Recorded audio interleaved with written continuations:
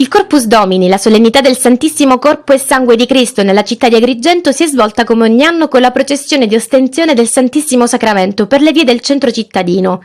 Considerata tra le solennità più importanti della religione cattolica, essa ha visto la partecipazione di numerosi fedeli che hanno riempito interamente Piazza Cavour, luogo di arrivo della processione e dove il vescovo ha fatto il suo intervento. Gesù Eucaristia ci rassicura della sua continua presenza tra noi per scuoterci e provocarci.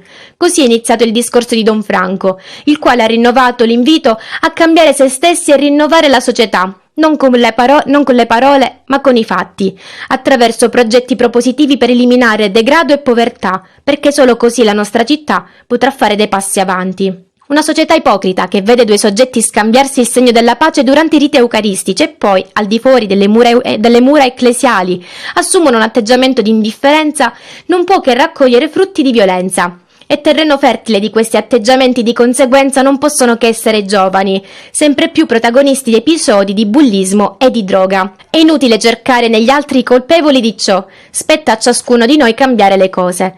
E con questa esortazione il vescovo Don Franco ha terminato il suo messaggio di speranza per la città, invocando infine il Signore ad aiutare ciascuno di noi e le istituzioni locali a lottare contro le proprie difficoltà.